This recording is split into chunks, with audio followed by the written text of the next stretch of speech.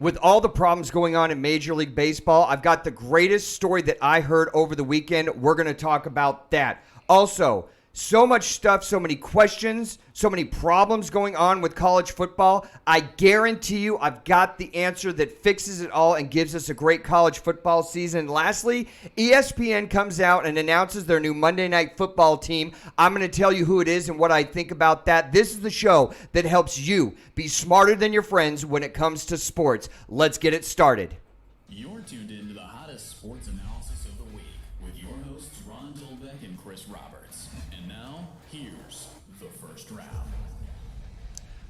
Live on YouTube, you found us. It's the first round, doing it every single Monday and Thursday for you, talking about everything going on in the world of sports. As he joins me every single week, twice a week for the last year, it's Chris Roberts on my left. Chris, we're getting rolling with college football. We're getting rolling with the NBA, and all these sports are coming back. How are you feeling today talking about college sports and sports overall? Well, I'm actually ready for college football. You know, that's actually my favorite sport to watch, preferably over NFL, NBA, because it's all about the kids laying their hearts out on the field every game. Right. I know I'm not going to get teams moving.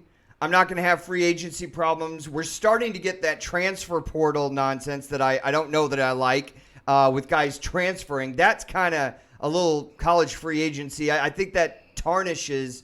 There's a purity and the tradition that college football has that the NFL can't match. And I think there's also an enthusiasm. Nobody's paying $50,000 for their loyalty to the University of Michigan. They will do that if they attend the University of Michigan. Then they become lifelong fans, unless Jim Harbaugh doesn't turn it around this year. Probably so. And, I mean, you know what? We will see about Jim Harbaugh, as he is probably someone we're going to talk about later on tonight. Let's get right to what I think are the top stories going on in the world of sports, and it's got to start in one place. Detroit pitcher Tyler Alexander strikes out 9 Cincinnati Reds in a row. This was the best thing that I saw out of a weekend of COVID, baseball getting canceled, on and on. I thought this was amazing. 9 guys in a row for a guy that's not known as a future Hall of Famer or an All-Star. Tyler Alexander, I take my hat off to him. Monday Night Football comes out and announces their new lineup. 30-year ESPN veteran Steve Levy, Louis Riddick, and Brian Griese. I love this lineup. I think Brian Griese might be the weak link there, but I love Louis Riddick and everything that he brings to the table. Steve Levy is professional. Out of anybody, we're going to talk about some of the guys they've had in there for the past 30 years. But this lineup, I'm actually excited about. If Brian Griese can find his way and find his place, I think it's going to go good. I wanted to get into college football and what I think the answer is to that. There's so many questions out there. What the main thing I think that we need right now in college football is unification. I don't know if we have it right now, but I do have an answer for it. Getting to the NBA, Zion Williamson back in action. He has, quote, limited minutes. They lost to Utah last Thursday. Then they got routed by the Clips 125-103. He played a total of 29 minutes. That's not going to get it done for a league that really wants to push him. Gave him the easiest schedule. The Pelicans had the easiest schedule during this pre-playoff schedule, and they're not able to take advantage of it. I don't know if they're load managing him, but the fans out there want to see Zion. He said that he wants to play. He's only played 29 minutes in 2 games. I can't figure it out. I think this is a Pelicans GM problem and a Pelicans coaching problem. They're probably not going to make the playoffs, and that's going to be a big zero for the NBA. How about Lonzo Ball not helping out, shooting 21% from the field, 25% from three-point range? Pelicans are negative 37 points in the 51 minutes that Lonzo Ball has been on the court. Now you see why teams like the 76ers and the Boston Celtics passed on the big baller. Big games over the weekend. Lakers get it done by 2 points over the Clippers. Anthony Davis goes off for 34 points. LeBron James has 16. Nobody else on the team scored over 20. They get a last-second shot from LeBron James to win the game, which I thought was kind of sloppy for 3 quarters. I also thought it was kind of meaningless because there's no home court advantage. Also, 36 turnovers in this game. I thought the fourth quarter we saw some real NBA action, but 36 turnovers out of the two of the top teams in the NBA coming back playing a, quote, regular season game, way too much. Sunday, Houston takes care of Milwaukee 120 to 116. Giannis goes off for 36 points, 18 rebounds. It's not enough as Houston gets the win. Jason Tatum goes for 34 points as Boston Celtics edge out the Portland Trail Blazers in another what I consider who cares win. Big momentum game for Boston, but what are they building momentum for? Either you've got it at this point in the season or you don't heading into the playoffs. Major League Baseball, Yankees are 7-1. How about Aaron Judge going for 5 home runs in 5 games? They're the hottest team in baseball. Chris and I will get into that very quickly. Also, Dodgers 7-3. They're also hot. Clayton Kershaw gets a big win last night at Arizona. Back problems seem to be gone. He's going to tighten up that rotation. I still think Walker Buehler is the number 1 ace for the Dodgers. How about the Angels, Red Sox, and Mets? If I said they were going to be 3-7, who would have believed me? The only thing worse than that in Major League Baseball is the fact that St. Louis and Pittsburgh only have 2 wins.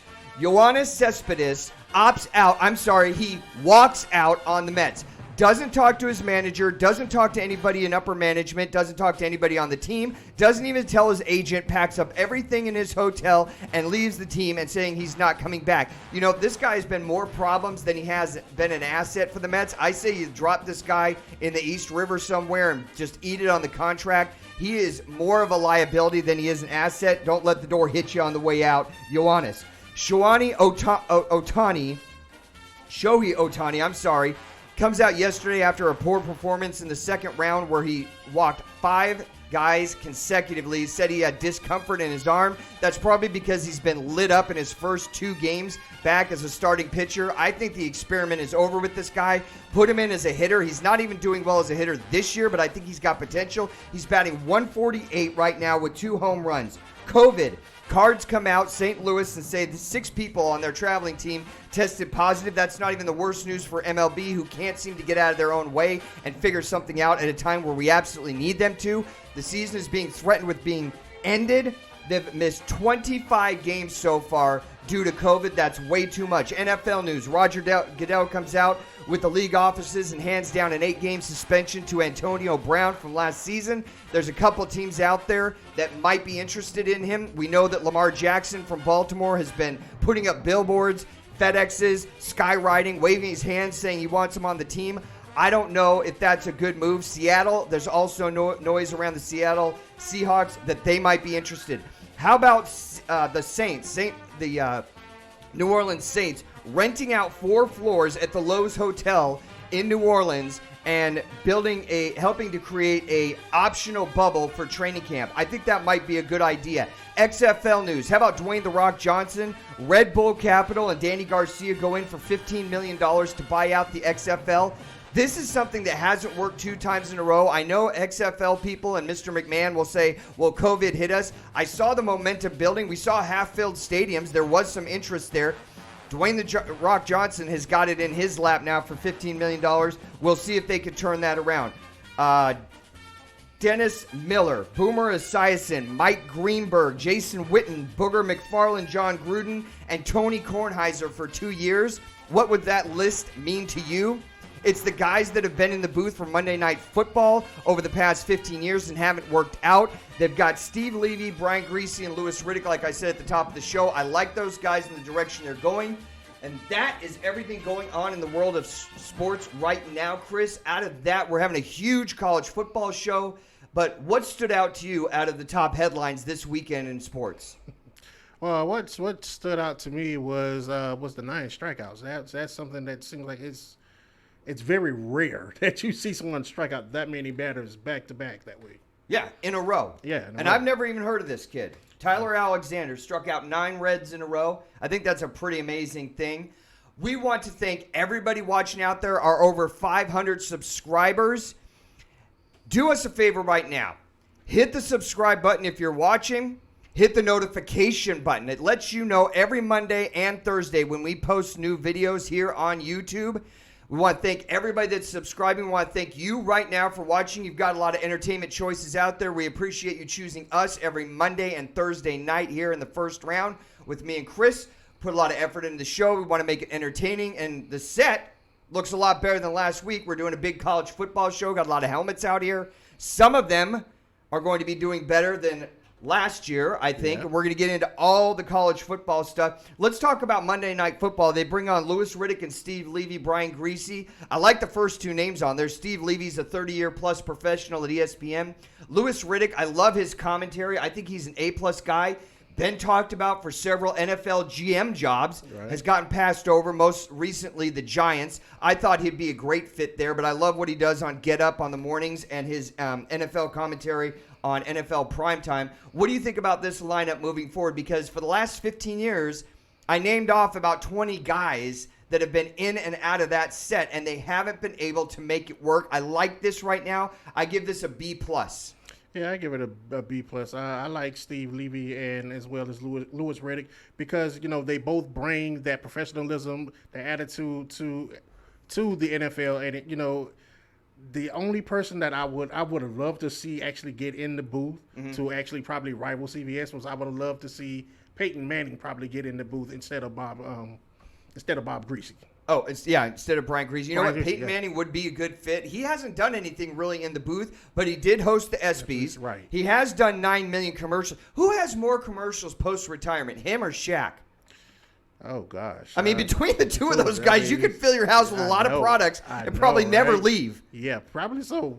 But, that's a good question. Yeah. I'd probably go with Shaq, because Shaq's been doing that a little bit longer than Peyton, I think. He's got that gold bond smile. Yeah, I think so. So let's get into the main topic of what we're going to get into tonight, which is college football. And I've got some stuff I want to get off my chest, Chris, because I love college football. I wait for it every single season to come back. I love it more than pro. Right. My kids are named after college football players. Yeah. When I was in San Diego, I was flying down to Gainesville to go to home games for 8 years. So I'm a pretty dedicated fan. I've been following it for probably 35 years. I'm semi-qualified to talk about it. But when I look at college football right now, it's starting to remind me of baseball. I'm starting to get a whiff of NHL. Like they just can't get out of their own way. You have 5 major conferences who hold most of the power, and let's really break that down. It's the SEC. The ACC has been on the come the last couple of years with Clemson, and I think that they're moving up in the power rankings of conferences in terms of influence and what they've actually done on the field. And then you've got the Big 12, the Pac-12, and the Big 10. Then we go into the mid-majors who have little to very, very little voice at all or influence when it comes to getting on television, lobbying to get into better bowl games, merchandising, any of this. They don't have a voice. And how do you unify the 5 major conferences? The SEC, ACC, Big 12, Big 10, and Pac-12. How do you get on the same page? Because that's the problem we're having right now. We see the Ivy League come out and say, all the fall sports, not just football, are gone. They just did that on their own. Okay, that's fine. I understand the safety behind that. I really, truly get that. And then the ACC makes a splash and says, we're going to a 10-game conference system, and you can play 1 out-of-conference game. The problem is the big games that we want to see them play out of conference aren't going to happen. Because 2 days after the ACC made their big splash, the SEC comes out and says, we're only playing a 10-game schedule, and it's SEC only. So Clemson, South Carolina is gone. So Louisville, Kentucky is gone. How about Florida, Florida State? It's gone. These matchups that we want to see aren't going to happen now because the SEC is only playing a 10-game conference schedule. They're only going to play SEC teams. This causes a scheduling nightmare. How about all the years we put up with the BCS trying to figure out who's really number 1, number 2, and then you might have 3 or 4 teams going up to 6 or 7 that might be worthy of that second spot. Because remember, only 1 and 2 got into the BCS championship game. And then we ratified that and we moved it around. And now we have the playoff system. But the playoff system isn't perfect either. Because you could have a team like TCU 2 years ago at 5 Actually, the last week of the season, they were at 4. They were in the playoff. They win against some directional school at home, 52-10, and somehow move out of the playoff with a home victory, scoring 52 points. This should not be happening. It still causes conversation, angst, people feeling like their team got jogged, ripped off, that they're not being represented. How do you get a solid, focused view of who deserves to be there? Well, I think it starts with an 8-team playoff. They can make it happen. They said that they couldn't make the playoffs happen. You move money around and you can make it happen. But you can't make it happen when the SEC has to get on the same page as the Big 12 and the Big 10. And the Pac-12 wants to have somebody represented, but they're not as good as the ACC and the SEC. And probably the Big 10. And how do you get all these conferences who are grasping and jogging for power and control and influence and to put their teams on TV more and to get their teams into more bowl games and have more affiliations with the bowl sponsorships? How does that happen? Because we haven't been able to make it happen. And this is costing you and I. It's costing us. We have to get second-rate college football. We have to sit there and worry about if my team at 11-1, how do you quantify that they're not better than 2 other teams that are also 11-1? What if they're in the same conference? Then how do you go to strength of schedule on that? You can't do it this year. How do you quantify strength of schedule in the ACC? Everybody's playing everybody. So 2 teams, let's say Clemson, they'll probably go undefeated. Then you get Notre Dame and maybe FSU, which I don't think will happen, but let's just say it does. And they both go 9-1. How do you quantify who's better, Notre Dame or FSU? You could go head-to-head, but they might not play each other. Then what? It's ridiculous. I am personally tired of it. Mark Emmert seems to be the go-to answer after we go to Greg Sankey or whoever the conference president is that can't solve the problem. And Mark Emmert is not a part of the solution. He's literally nothing. He's the president of the NCAA. How can you walk into any room and say, I'm the president of the NCAA, and somebody says, what do you do? I do nothing.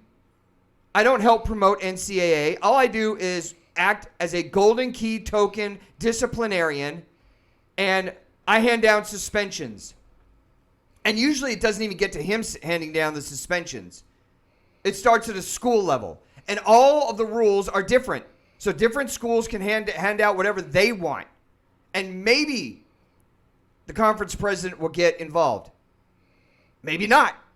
My answer, we need to create a college football czar. It's got to happen. I think it's a great idea.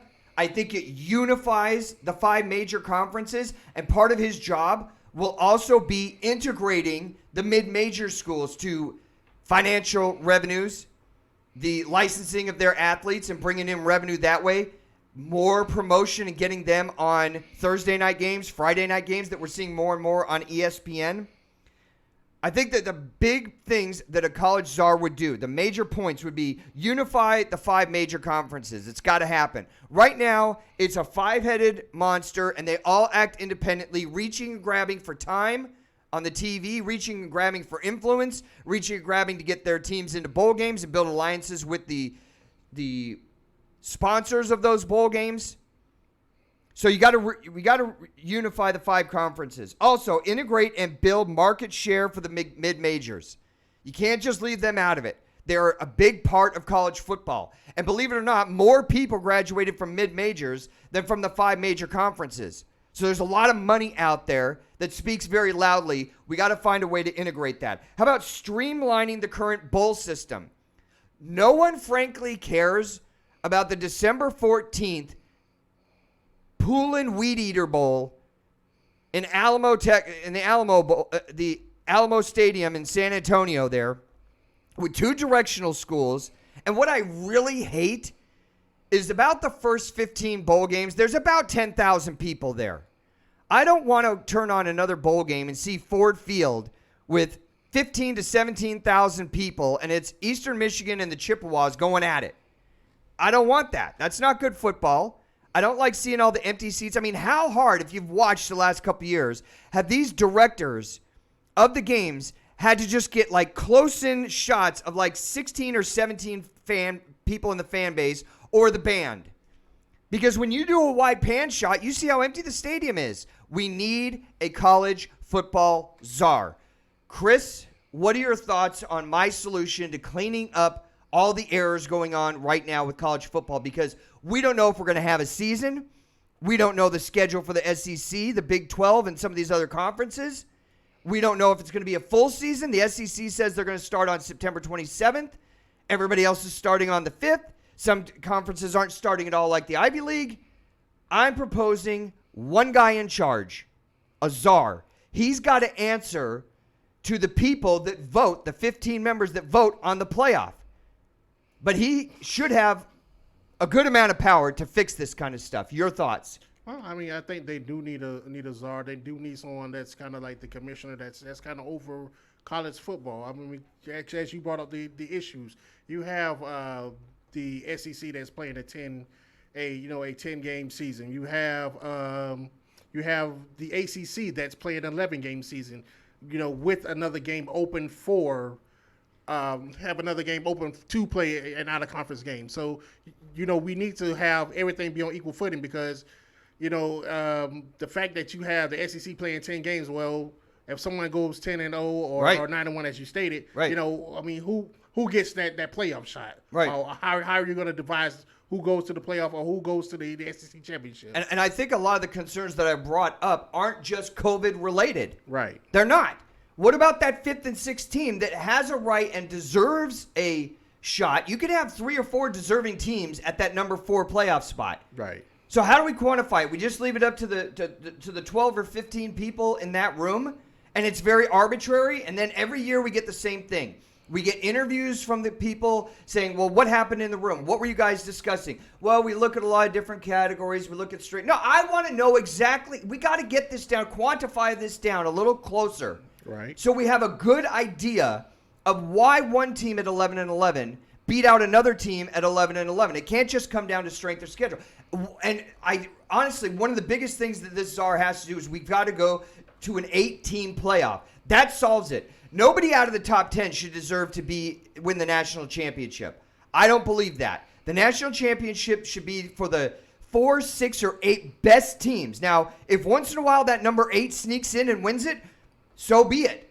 But somebody outside the top 10, 9 or 10, doesn't deserve to win a national championship. This is something that I think the czar would be able to fix. Let's throw out a couple candidates. How about Greg Sankey? Okay.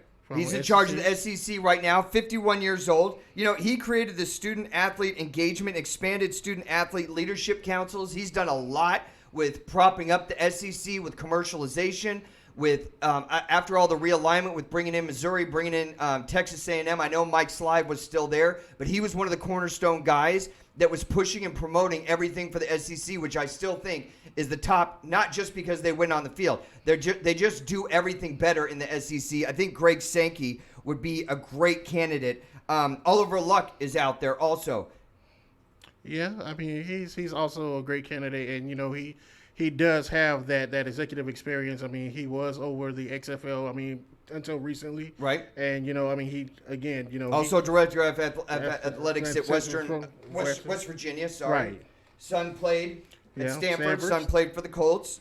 I got another one for you. If I wanted a really smart guy who had passion about kids that he coached, had success on multiple different levels in multiple conferences, and doesn't have a job right now, who comes to mind?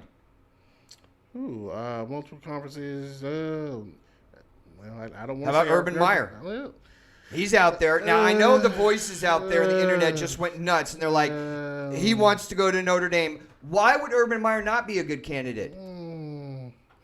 Urban he's kind of has a checkered past. I mean, that has to be answered for with coming into that position, and you don't want with his recruiting. With recruiting, and also just with, he seems like he just has a way of leaving things kind of like, leaving jobs kind of like, where did this come from? You don't want a person who's going to get in here and he does a good job today, and he just decides, I don't want to do this anymore and quit tomorrow. Maybe this is a good chance for him to right the ship. Here's my number one guy right now. If you said, Ron, this is a great idea. College football needs a czar. We need unification. Who's the number one guy out there? I'll tell you who it is right now. Who? John Skipper, former president of ESPN. He was the executive chair at ESPN. Right. He also, this is his resume. He's a graduate of UNC. He went to Columbia. He started ESPN, the magazine. He was the co-chair at Disney at the same time that he was at ESPN. He negotiated a $12 billion NBA deal with ESPN. He also successfully negotiated a $7.3 billion deal for the college football playoff through ESPN. He is the one who spearheaded the effort for the Undefeated, which ESPN is still doing, and the 30 for 30 series. He is super smart. He's still young enough. I think he's got some stuff in the past that he can right the ship on. I think John Skipper is my number one candidate for a college football czar to come in here. He's proven he can handle billion-dollar corporations. Right. He's an innovator. Right. This is what we need. We need somebody to come in here that's no nonsense, knows what they're doing, put the foot down, and get results. Because the way stuff's going right now, we shouldn't be in this position, COVID or not. Everybody should be unified. Okay, this is what we're going to play. We're all going to play a 10+1 and get it scheduled. This stuff could have been happening in March and April and May. We're into August now, and we still don't know conference schedules. We still don't know protocols. And how are we going to quantify an SEC that plays 10 games and a ACC that plays 11? And then they bring in Notre Dame, who can win the conference, but they're not gonna. I mean, it's just ridiculous. Yeah, I mean, yeah, it is. And, just looking at college football in general, I mean, it's always been so separated by these conferences. These conferences have always had their own individual power. And so the problem with that, although I think this is a great idea, is are these conferences going to be willing to give up that power to that one person? I don't think it's a question of giving up the power. I think it's a question of the czar acknowledging that the power that they have to run stuff inside of their organization. But when it comes to scheduling, when it comes to promotion, when it comes to realignment, when it comes to licensing of the athletes, when it comes to marketing, when it comes to diversification, all these issues, the buck stops in the chair of the czar. And his job is to get these things going. Come up with great ideas. Negotiate these contracts. Get us to an 8-team playoff system. It can happen. Yeah, I mean, it can happen, but again, once you have this type of power, and they say absolute power corrupts, I mean, I think it's gotten to a point where these college programs, these conferences, they are so used to having that absolute power. Okay, so here's me playing devil's advocate, Chris. We don't have a czar. Okay. We don't want one. We're not interested in one. The fan base doesn't want it. Where are we at next year? We're in the same place we've been for the past 20 years. Yeah. Is that acceptable? It's not acceptable. I mean, there are some things that I figured that they should have done with the college playoff, especially like when you gave your TCU your TCU analogy. I personally would have loved to see them have a +1, because there's always that one team that hangs out there. Right. Every single year that could have been in the playoff, that probably should have been in the playoff. And you would agree a team that is just hanging at 9 or 10 doesn't have the same argument as somebody at 5. Right. Does not. Right. So this fixes it. Right. So, I mean, yeah, the 18 fixes it. And then, again, I think the 18 works out well, because now you get rid of 4 of those meaningless bowl games that you're not going to watch anyway. Nobody wants to see 2 directional schools play for the old bucket of spit on December 11th after Army-Navy. I don't want to see a 50,000-seat stadium in Albuquerque, New Mexico, with more sponsorship ads in the stadium than people. Don't want to. Got to go. It's got to go. We got to get this fixed. It's crazy. I'd love to see college football, but I don't want to see that anymore. I don't want to see the director of that game sweating bullets in the control booth because he's trying to angle the shot for the crowd after a touchdown to encompass the 16 or 17 people that showed up to support their team or the band. I mean, it's like the band, the players' families, and the families of the band members. That's it. I don't want to see that. Nobody does. It's ridiculous. Give me quality football, even if it means we cut, how many are we at? We're at 38. Go down to 32. Go to 30.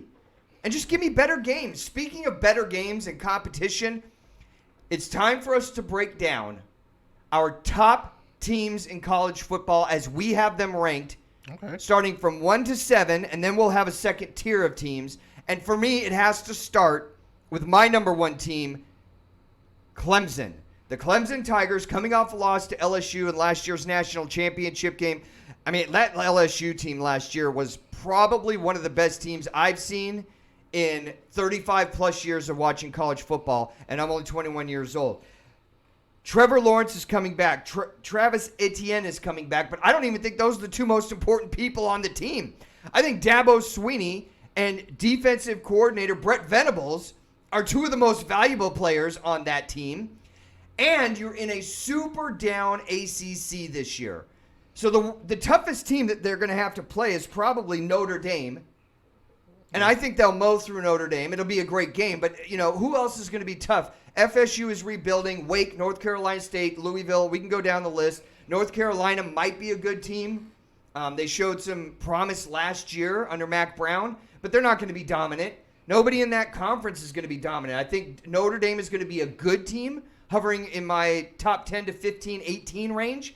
But definitely at number 1 for me, with all the players coming back, has got to be Clemson. Now, they have some big losses. They lost linebacker Isaiah Simmons, wide receiver T. Higgins, cornerback A.J. Terrell, defensive back Tanner Muse.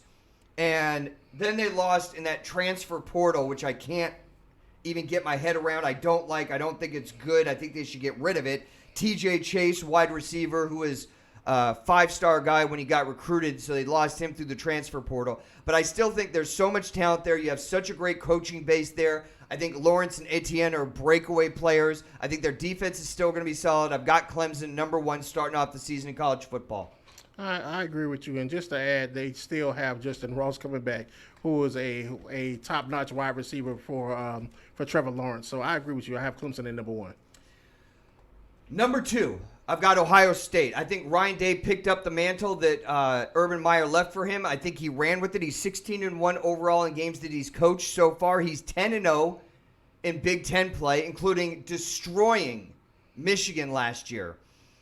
You get Justin Fields back. All Justin Fields did last year was throw for 3,300 yards, 41 touchdowns on only 3 interceptions. Then he rushed for another 484 yards and accounted for 10 rushing touchdowns. So he had 51 touchdowns and 3 turnovers. That's all he did.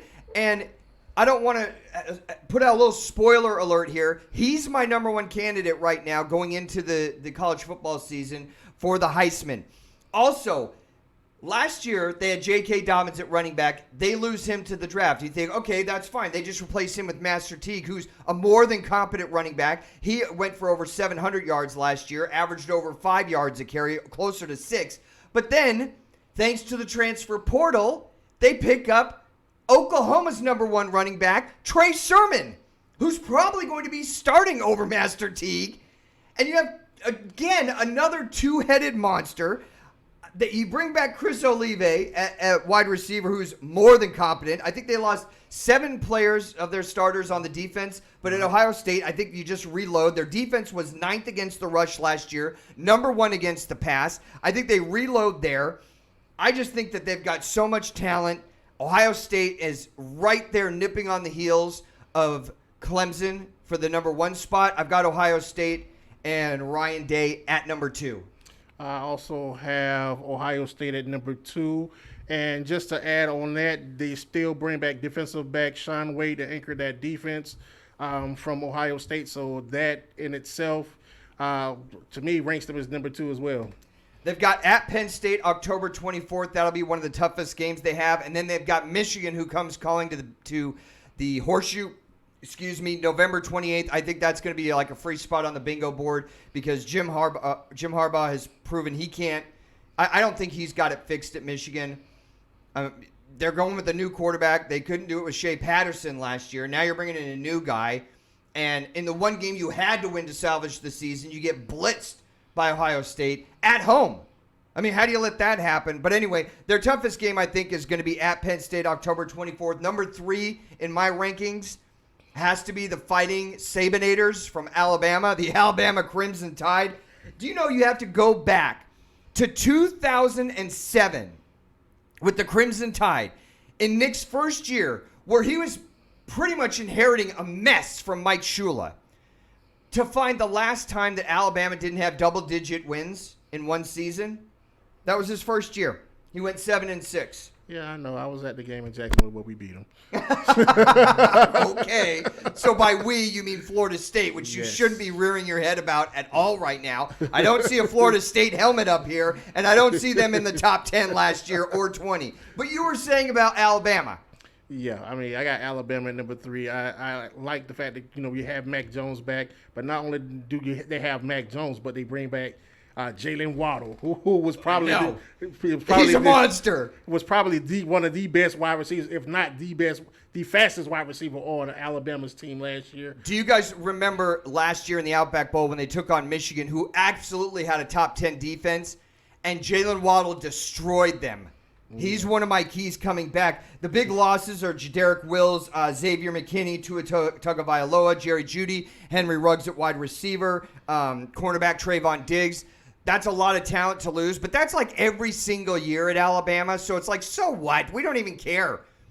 We found a bunch of kids hanging out at the bus stop. We put a helmet on them, and next thing you know, they're all Americans. So, I mean, they did lose a lot, but Mac Jones at quarterback, I have all my confidence in him. And tell me a couple thoughts that you have on Najee Harris at running back returning. It's basically going to be, I mean, he's not a rookie. He's played before. I think this kid is just like a steamroller, and it's just another awesome running back filling the gap.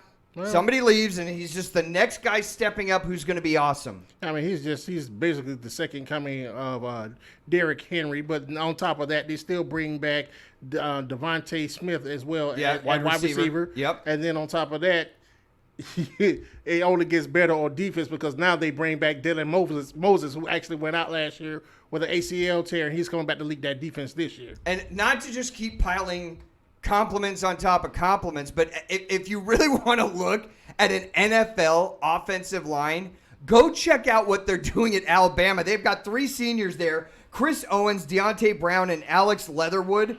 They were ranked 21st in defense last year. They're going to even be better this year. These are 3 seniors on their offensive line, the 3 guys that I just named. Yeah. Mac Brown is going to basically, he can just get the ball from the snap, and he can have until Social Security kicks in to figure out where he wants to go with the ball. Najee Harris is going to have huge holes to run through. I've got Alabama at number 3. You've got him at 3 also? Yes. Okay, number 4 is going to be a surprise. My number 4 team in the country, I'm going out on a limb, this is not a homer call, is the Florida Gators of Dan Mullen. Are you serious? I'm dead serious. Look, before the season started, I said Felipe Franks was not the answer. He's an interception magnet, and he was way too immature. Kyle Trask comes in the Kentucky game and absolutely turns it around. They go 19 points and don't give up any on defense. They end up making it to a New Year's 6 game. A bowl game against Virginia, handle them, and I thought Virginia is on the rebound. They're not a top, 5 team, but they were a quality team. They took care of them. They took LSU at Saturday night in Death Valley all the way to the 9th inning. I mean, that was not a blowout game. They were winning in the 3rd quarter. So this isn't a fluke pick. I love Kyle Trask. He hit almost 3,000 yards last year. He went for 25 touchdowns and only 7 interceptions.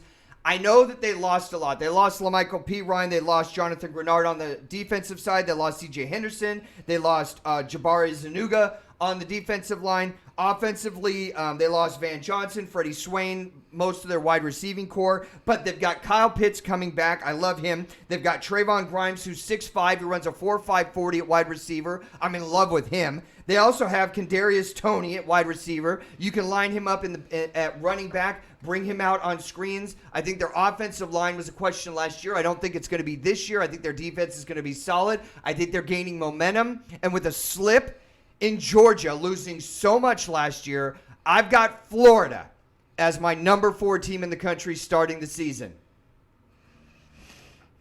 Take a deep breath. Who you got at 4?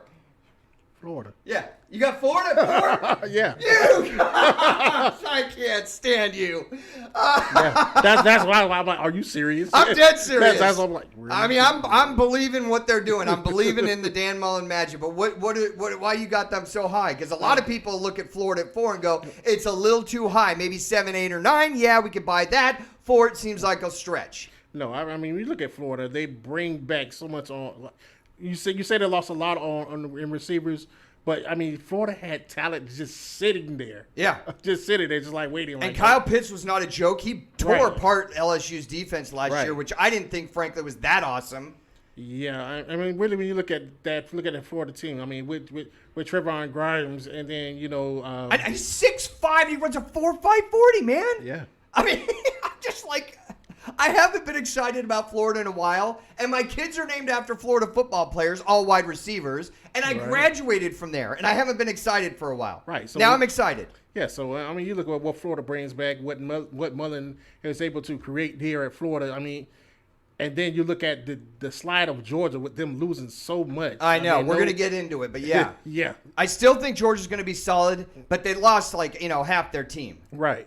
So, I mean, with that, I think this is the year that Florida takes that step this year to actually make the playoff, possibly. I think you're right. Now I feel like one of those recruiting guys where they say, okay, who are you going to go with? And they have all the helmets up there. Right. Okay, who up here is number 5 on my list, Chris? Who's number 5? I don't know who you have at number 5. Who's number 5, Chris? Are you going LSU? No. I'm going with Oklahoma Sooners at number 5 for me. I think Lincoln Riley is one of the best young coaches. He's proved it over the past 3 years. They lose CeeDee Lamb. They lose Jalen Hurts. They lose Kenneth Murray at linebacker, who I thought was one of the absolute studs on defense countrywide. But quarterback Spencer Rattler, how about that? Right. He's going to be battling out for the number 1 spot. I think he's going to win it over Tanner Mordecai, who's also battling for that spot to replace. But replacing quarterbacks is not a problem at Oklahoma, especially under Lincoln Riley. They've got wide receiver Charlton Rambo. This kid was awesome last year in the Red River rivalry against Texas. He put up big numbers along with CeeDee Lamb in a big win last year. I think it's just replace and keep going. I love Lincoln Riley. I think that their defense is what they've got to shore up. I think they're going to be better on defense. I've got Oklahoma ranked number 5 in my preseason top 10. Number 5, it's another helmet up there, but I'm not going Oklahoma. I'm actually going with Penn State in number 5. Okay. You have James Franklin. Yeah, you have James Franklin, awesome coach. He's been able to recruit there at Penn State, and then you bring back Sean Clifford, who actually had a pretty decent season last year, and then on top of that, you have another dual threat at running back there. So I mean, with Sean Clifford coming in, Hamler. And I think I think I put Clifford in the same vein as I put Jake Fromm last year. He is a manager. He's not an explosive player. He's a good game manager. Yeah, but then again, Penn State is really after Franklin got there, really became more known for more of the ball control and defensive side of the ball. And so I think with Clifford being there, with having a little bit more experience, having the running backs to actually control the ball game, and then having one of the best linebackers in the nation to show up that defense, I think Penn State is right there, number 5. All right, let's go to my number 6 team preseason ranked in college football. It is from Athens, the Georgia Bulldogs. Now, some people out there, this is how you gauge if you know about college football. They lost so much. So how could they be ranked so high? I'm going to tell you. One, the Kirby Smart factor. I think he's one of the top 5 coaches in college football. Let's just talk about what they lost last year. Andrew Thomas on the offensive line, they lose him to the draft. Isaiah Wilson on the offensive line, lost him to the draft. Solomon Kindley, they lost him to the draft. Their number 1 running back, DeAndre Swift, he's gone. Their quarterback, Jake Fromm, he's gone. They have to replace Jake Fromm with the quarterback from Wake, who goes and transfers from Wake, Jamie Newman. I don't know what you're getting with him. I know a lot of Georgia fans out there are super high on this kid because he's a dual threat guy. And frankly, if you're being honest with yourself as a Georgia fan, last year, the offense was a big concern. It was a big concern to me, and I'm not even a Georgia fan. So I'm not totally sold on Jamie Newman coming in there. You get George Pickens back at wide receiver. I thought he had an awesome year last year, but is that enough to right the ship? You lose most of your offensive line. You lose your quarterback. You lose your number one running back. That's a lot to lose, but I think the key for Georgia this year is going to be, one, is dumb down the offensive playbook, and I don't know how many game breakers they have. Obviously, George Pickens is going to have to step it up and create something. I think Jamie Newman brings them that double threat where he can move and pick up some yards that Jake Fromm couldn't do last year. But they're going to have to hang their hat on their defense, who is ranked number 3 in the nation overall. And that's where it's going to have to start. And it's going to come down to that game in Jacksonville in October. I think it might be a Halloween weekend against Florida for who's going to win the East. But I've got Georgia and Kirby Smart, one of the top coaches in the nation, at number 6 to start the year. And I agree with you. I have Georgia at number 6 too.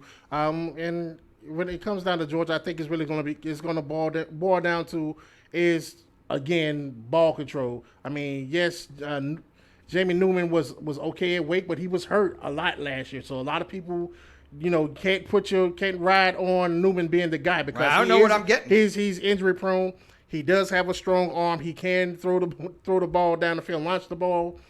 However, again, it was Wake. It's Wake, but Wake's not Georgia. Well, the expectations are higher. The level of competition is higher. It's higher, but at the same time, he's able to make plays with his legs. He's going to need to because half that offensive line is gone. Which is going to be an X factor. But again, Georgia has a stable of running backs still sitting back there. You still have Davin Cook's little brother that's still sitting back there waiting to get playing time next year. So I mean, again, this is Georgia. They reload on the running backs. They generally have a solid tight end. And, Pickens, he just has to pick his spots just like A.J. Green did while he was there. Yeah, I think he's got to be explosive this year to get Georgia's offense going. Let's get to number 7. It's LSU for me and Ed Orgeron, defending national champions, coming back. I've got to have them in the top 10 because it's LSU and they reload, but I can't have them in the top 5 because they lost so many players last year, including Joe Burrow. Miles Brennan is picked to be the quarterback, and he's going to be the starter there. Running back Chris Curry is explosive. They like the talent that they have with him. But 2 guys that are inexperienced. Wide receiver Jamar Chase returns. He had 84 receptions for almost 1,800 yards and 20 touchdowns. They're going to need that. Also, wide receiver Terrence Marshall, 13 touchdowns on 46 receptions, and he had 671 yards. I think the defense is going to be solid. The defensive line, I think, is going to be solid. It's going to be a question of the quarterback and the running back position and how quickly Miles Brennan can pick up the system if he wins the spot, which I think he will. I just can't have him in my top 5 because of all the offense that they lost and defensively. Delpit's gone. Queen is gone. They just lost so much on both sides of the ball, rightly so. They were undefeated last year and one of the best teams I've ever seen in 40 years of watching college football. I've got LSU at number 7. And LSU falls in number 7 too. And just to piggyback on everything you said, they also lost the defensive coordinator last year too. So it's a big turnover for LSU. I think they will be able to make a little bit of noise in the SEC West, but I think it's Bama's to lose this year. Right. And yeah, they've still got to play Texas A&M. They've still got to play Auburn. They've still got to play Alabama. I mean, that's the absolute meat grinder of any conference in America. I mean, it's the worst. Others we wanted to talk about, we brought up Penn State. They lose KJ Hamler, Gross Matos at defensive end, cornerback John Reed. I still think they're going to be solid. So this is my 8 to about 15, and you could rotate any of these teams around and put them all into a hat and pick any of them out. I like Wisconsin. My main thing with them is Paul Chryst has to win the big games. Last year, they were in a position where they were gaining momentum, and then they start losing or coming up close in too many games that they shouldn't be. They've got to get over that hump. I put Auburn in there. Bo Nix. The development of Bo Nix is going to be how Auburn either sails or fails this year, and replacing that huge defensive line. They've got to rebuild that. PJ Fleck. The problem that I had with Minnesota last year, even though they had a great year, was they had super too close for comfort wins over South Dakota State Fresno State, Purdue, a close loss to Iowa, which you've got to win if you want to win the conference. They lost that game 23-19. And then they end up beating Auburn pretty handily, I thought, in the Outback Bowl, 31-24, but they were in control of that game. I think they need to have a bounce-back season. I could throw Baylor out there. The problem with Baylor is they just lost Matt Rule, their coach, so I don't know where they're going to be at with that. You can throw Notre Dame in there. You can throw Michigan in there. Michigan's absolutely got to turn it around this year, or Harbaugh's got to be gone. I thought he should have been gone last year, but that's some of the teams. Also, you could say Texas, Boise, FSU. They're coming in with the new coach, Mike Norvell. I'm not sure what they're going to be. Memphis, can they keep the momentum going after what Mike Norvell built there? I think they could be a factor. Virginia and Utah are my other teams rounding out my top 20. Well, Ron, you basically took everybody, man. I mean, you have every. Is there anybody else? Are we missing a Virginia Tech or Miami? Or, who else? Miami might be in a little bit of a coach hot seat watch place. Actually, with Manny Diaz. Actually, I think Manny Diaz may have saved his job. By doing what?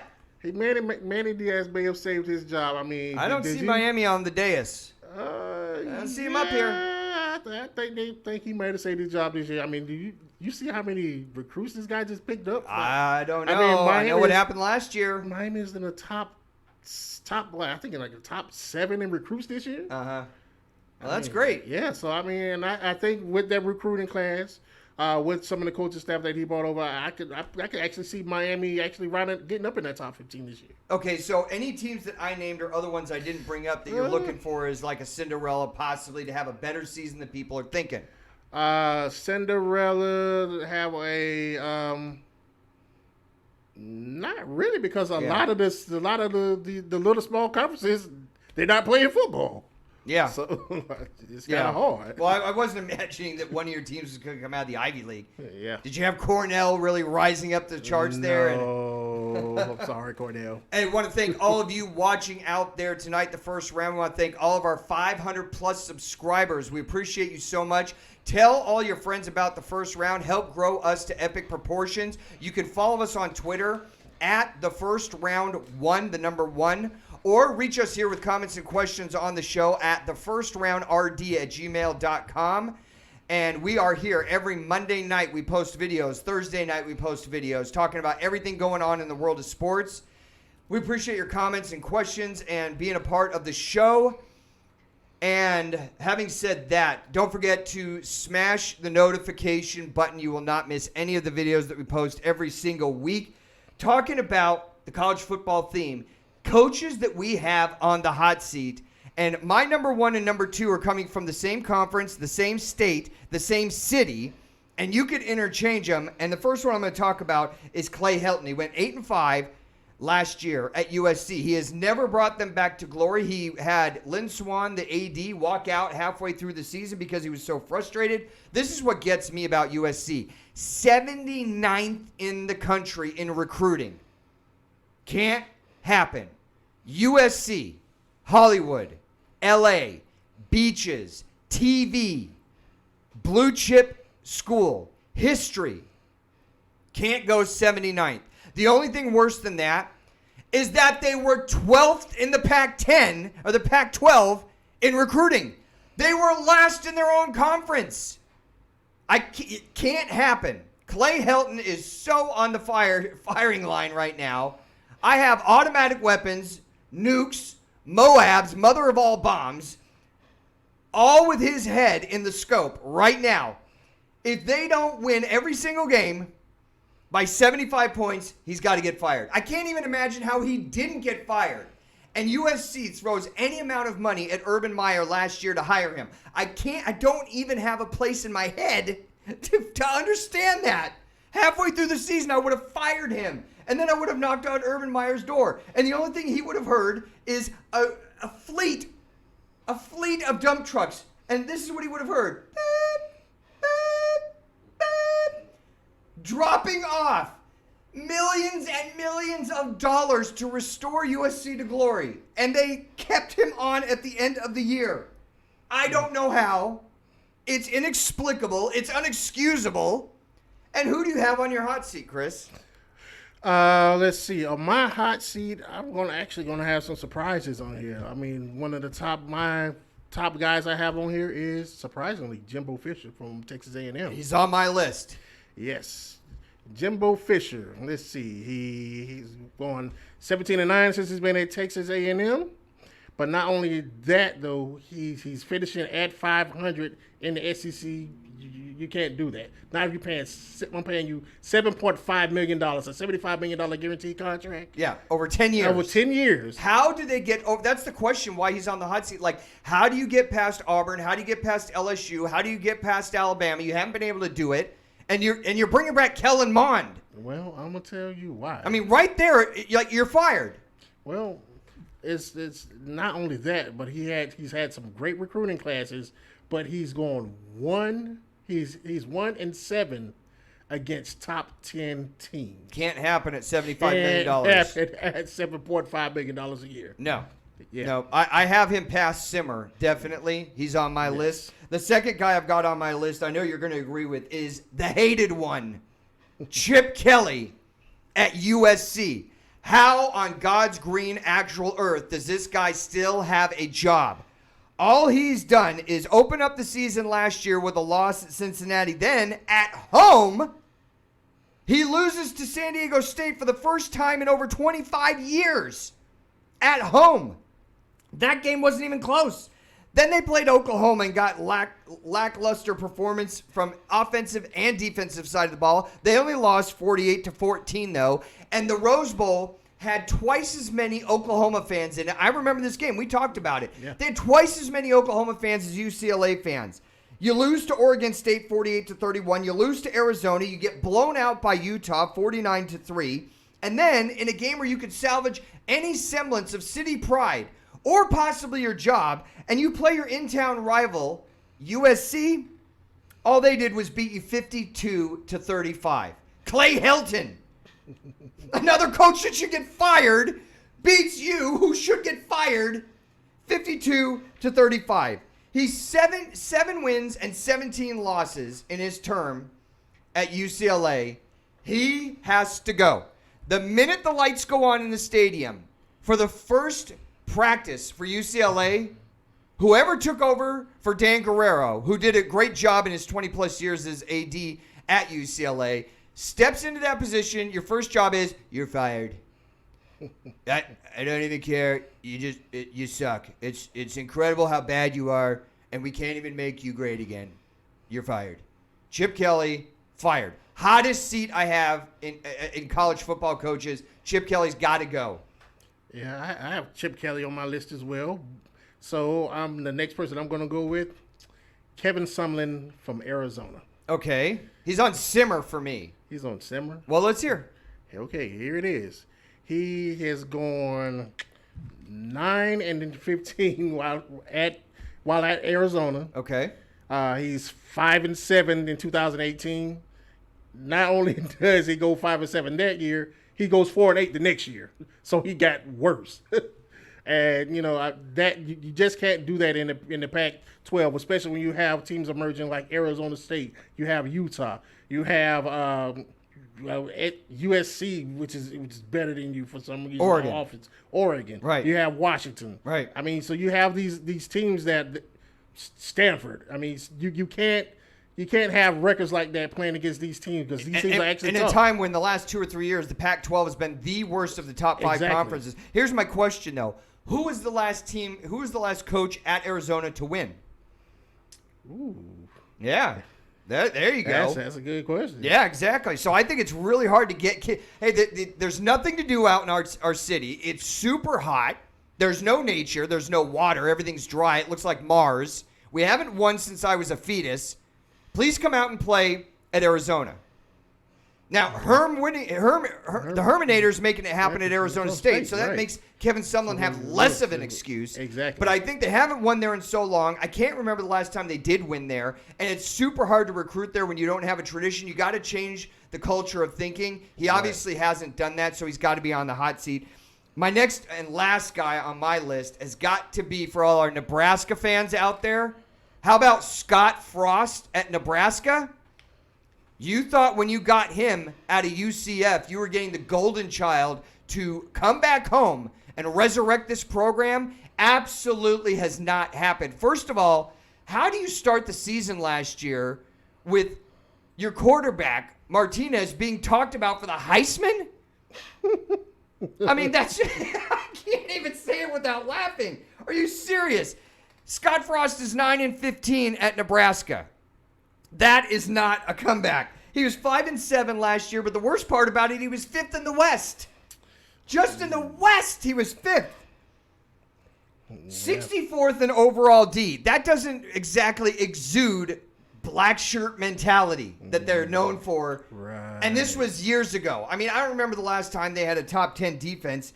Anyway, having said all that, the beginning, you're going to get sucked into a false sense of security in Nebraska. If you look at the first 5 games on their schedule this year, they very well could be 5-0. And then all the chatterheads are going to be going like Yoko Ono on crack about how awesome Nebraska is until the second half of the season starts. Let's get it going October 31st with Halloween. What are you going to dress up as?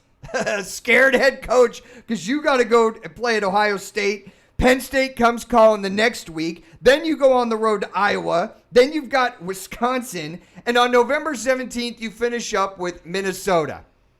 So I'm looking at 5-5. I'm looking at no bowl game. And I'm looking at Scott Frost, as you can see on the picture that we put up there tonight. He is on the throne of hot seats. How is he going to turn this around with that schedule? You got Ohio State, Penn State, Iowa, Wisconsin, and Minnesota to finish the season. Oh, man, you played a murderer's row. You can't. You better not lose to Illinois. You better not lose to Rutgers. The easy games you're supposed to win, you better win them. I know. Because the best you're looking at is 5 wins, unless I'm out of my mind, which I may be. Yeah, looking at that recruiting class you had last year, no, that's not going to work. Anybody else on your hot list of coaches, Chris? Yes, my hot list, my last person on my hot list, this guy just can't win to save his life. He came from Florida, went to become a defensive coordinator. Now he's a head coach again at University of South Carolina. Will Muschamp. He's got to be on the hot seat. He's got to be on the hot seat. Come on, Will. Come on, Will. He's known for defense, which hasn't even been that good the last couple years. Your offense isn't that good. Now you have no good offense, no good defense. I mean, how do you get people in the seats? I mean, not that they're going to be there, but how do you get people to care?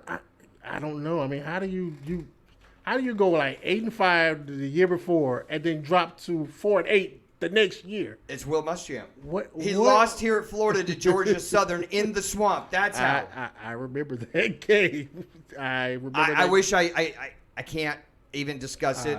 It's I'm getting like Vietnam flashbacks of the Ron Zook era and the Will Muschamp era, and I just can't do it. There's not. I'd rather snort anthrax than have those thoughts in my head. Chris, what else is going on in the world of sports? Well, in the world of sports today, we've had NBA players, and, we had sports in general take a stand for the Black Lives Matter movement. And, you had some significant people that didn't take a knee, like Greg Popovich and Becky Hammon, as well as a couple of NFL players said they weren't going to do it, as well as Jonathan Isaac, who played for the Orlando Magic, who didn't take a knee. Unfortunately, he did tear his ACL in the game Saturday. But I just want people to know that taking a knee doesn't necessarily mean that you are – to me, it's just a symbol. It's more about your actions. As LeBron say, Black Lives Matter is not about the symbolic movement, but it's about a lifestyle. I'm out. Well put. Couldn't have said it better myself. We will be back here Thursday night posting a video talking about everything going on in the world of sports. Subscribe today. Tell your friends about the first round. Help grow us to epic proportions. Above all, smash that notification button so you will be alerted every single time we put out a new video, which we're going to keep it to Mondays and Thursdays moving forward until we get into our new, awesome, brand new studios. I want to thank all of you for watching. Get right back here on YouTube and check us out Thursday night. Until then, take care of yourselves, everybody.